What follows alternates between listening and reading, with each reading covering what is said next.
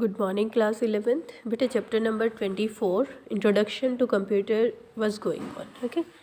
In the last video, we did the commercial software, or we can say the softwares used in business. Okay. So, three softwares used in business. First is electronic separate sheet, word processor, and database management. Okay. Electronic separate sheet we already did in the last video, and now I'm going to start the word processor. Okay, बेटा word processor और MS word we can say, ये आप सभी ने 10th तक computer किया है. ठीक है, तो आपने किया भी होगा बच्चे. बाकी अब हम डिटेल स्टडी करेंगे कि वर्ड प्रोसेसर कैसे हेल्पफुल है एक बिजनेस में. वर्ड प्रोसेसर में be called a jet age typewriter. आज के युग का टाइपराइटर भी बोला जाता है इसे. Which enables the user to draft the letter, जिसमें जो यूज़र है वो लेटर लिख सकता है, रिपोर्ट लिख सकता है, और other text material on a video screen. Such a facility to make changes very conveniently and as many times as desired. ठीक है, और इसमें क्या है, टेक्स्ट मटेरियल की कोई वीडियो स्क्रीन भी वो बना सकता है. ये सारी फैसिलिटी यहाँ पे मिलती है. मीन्स जैसे स्लाइड्स बनाई जाती हैं तो वर्ड प्रोसेसर में टेक्स्ट मटेरियल को नोट करके और उसके बेस पे बनाई जा सकती हैं, जब भी जिस तरह की भी रिक्वायरमेंट होती है उसके बेस पे. More and more business enterprises are now replacing typewriters by word processor.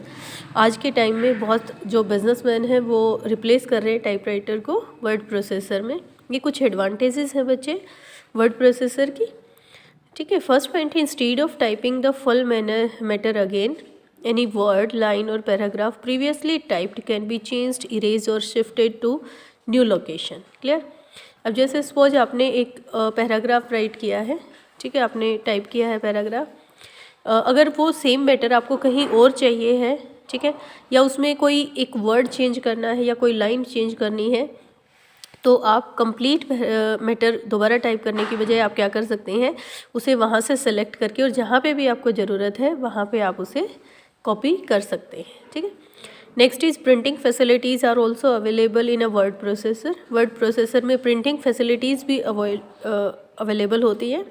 Means जो भी आपने लिखा है, जो भी टाइप किया है, और उसकी फ़ोटोकॉपी प्रिंट आउट आप निकलवा सकते हो. ठीक है, और उसमें एरर फ्री वो प्रिंटेड कॉपी होती है. सपोज आपने कोई वर्ड चेंज किया है तो वहाँ पे वो कोई साइन नहीं छोड़ता है कि इस वर्ड की जगह पे ये वर्ड लिखा गया है. सपोज मान लो सुरेश को कोई लेटर इशू किया गया था कंपनी के द्वारा, बिजनेस के द्वारा, और सेम टाइप का लेटर रमेश को करना है, तो वहाँ पे क्या होगा, सुरेश की जगह पे रमेश को रिप्लेस कर दिया जाएगा. और जब उसकी कॉपी निकाली जाएगी तो बेटा वहाँ पे कहीं कोई करेक्शन नहीं दिखेगी कि यहाँ सुरेश था और रमेश किया गया है. क्लियर? तो वो एरर फ्री कॉपी होती है. Next is the matter once typed can be arranged in different format styles and also in a desired width of the page. ठीक है, जो मैटर एक बार लिख दिया जाता है उसके फ़ॉन्ट के साइज़ को इंक्रीज़ डिक्रीज़ किया जा सकता है, फ़ॉन्ट का साइज़ चेंज किया जा सकता है. ठीक है, डिफरेंट स्टाइल्स होते हैं राइटिंग के. ठीक है, जैसे अमेरिकन होता है, ठीक है, उसमें इटैलिक होता है, बोल्ड कर सकते हैं, अंडरलाइन कर सकते हैं वर्ड्स को. तो बहुत सारी फैसिलिटीज़ ही प्रोवाइड कराता है, और पेज की विड्थ और लेंथ के हिसाब से भी उसे एडजस्ट किया जा सकता है. इफ़ अ न्यू लाइन और वर्ड इज इंसर्टेड और डिलीटेड, अगर कोई भी नया वर्ड इंसर्ट किया जाता है या डिलीट किया जाता है, मीन्स लिखा जाता है या काटा जाता है, तो बेटा वहाँ पे कोई भी स्पेस नहीं बचता. ठीक है, सपोज जैसे एडजस्ट इन अ फ्रैक्शन, मान लो इन अ नहीं आना था, यहाँ पे ये रॉन्ग टाइपिंग है, तो अगर इन अ को हम डिलीट करेंगे तो वहाँ पे कोई स्पेस नहीं छोड़ेगा, ऑटोमेटिकली फ्रैक्शन आगे आ जाएगा. ठीक है, और वो सेकेंड्स में होता है बिल्कुल. Next is the word processor also help in checking the spelling of the words. ठीक है, वर्ड्स की स्पेलिंग चेक करने में भी ये हेल्प करता है, क्योंकि एक प्री इंस्टॉल्ड डिक्शनरी होती है. ठीक है, और जो जहाँ पे भी हम रॉन्ग स्पेलिंग बाय मिस्टेक करते हैं तो वो एरर शो करता है और उसे ऑटोमेटिकली करेक्ट किया जा सकता है. Next is it also helps the user in word finding by suggesting and displaying the words that have a meaning similar to the word selected by the user for suggestion. ठीक है, मान लो कोई word हमें search out करना है तो उसको find out किया जा सकता है, या हमने उसको कहीं पे रिप्लेस करना है तो उसे रिप्लेस भी किया जा सकता है, तो वो ऑटोमेटिकली हर जगह पे रिप्लेस हो जाएगा. Next is text of letters documents and contracts can be stored in memory. ठीक है, जो भी लेटर या टेक्स्ट एक बार बना दिए जाते हैं उनको जो वर्ड प्रोसेसर है या जो हमारा कंप्यूटर सिस्टम है उसकी मेमोरी में सेव किया जाएगा, और उसके बाद जब भी उस टाइप के फॉर्मेट की हमें रिक्वायरमेंट होती है तो उसी को ओपन करके और उसमें करेक्शन की जा सकती है, मीन्स बार बार उसे नहीं लिखा जाता। कुछ एग्जांपल्स दिए हैं वर्ड प्रोसेसर को कहाँ पे यूज़ किया जाता है। फर्स्ट आता है लेटर्स ऑफ कॉमन रिप्लाई। ठीक है, जैसे कॉमन रिप्लाई भेजना है कुछ लोगों को तो सभी के लिए एक सेम लेटर टाइप करके सिर्फ एड्रेस चेंज करके किया जा सकता है, उसे भेजा जा सकता है। Next reminder to debtors. Debtors जो देनदार होते हैं बेटा उनको रिमाइंडर भेजना है, तो ऐसे डेटर्स को रिमाइंडर क्या किया जा सकता है, एक बार में ही डाला जा सकता है। ऐसा नहीं है हर किसी को अलग से टाइप करके वो रिमाइंडर सेंड किया जाएगा। And third point is in case of contracts. जैसे कॉन्ट्रैक्ट होता है कंपनीज़ का, उनकी जो टर्म्स एंड कंडीशन है तो वो एक बार सेट कर दी जाती हैं और वो टर्म्स एंड कंडीशन सभी के लिए सेम होती हैं, तो सभी उस टर्म्स एंड कंडीशन को स्टोर किया जाएगा, और जब भी किसी के साथ कोई भी डीलिंग होती है तो उसे क्या किया जा सकता है, यूज़ किया जा सकता है। बेटा थर्ड आता है डाटाबेस मैनेजमेंट, DBMS बोला जाता है, डाटाबेस मैनेजमेंट सिस्टम। ये क्या करता है, it records all the useful and relevant information relating to a business at one centralized place. जितनी भी रिलेटेड इन्फॉर्मेशन होती है उसे एक जगह पे वो स्टोर रखते हैं।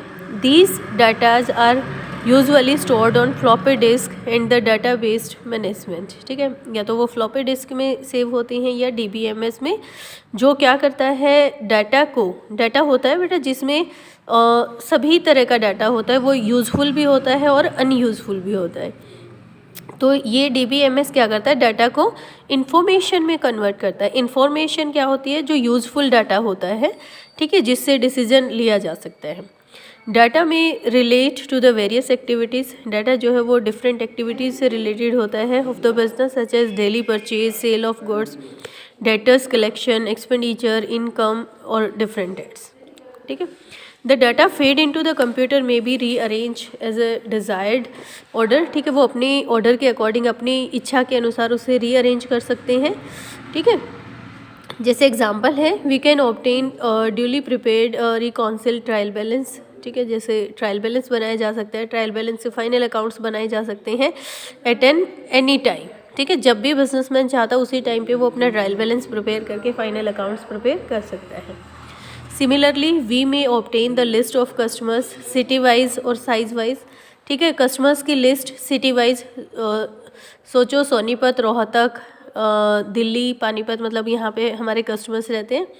तो अगर हम सिर्फ सोनीपत वाले कस्टमर्स की लिस्ट बनाना चाहते हैं तो वो इजीली बन सकती है।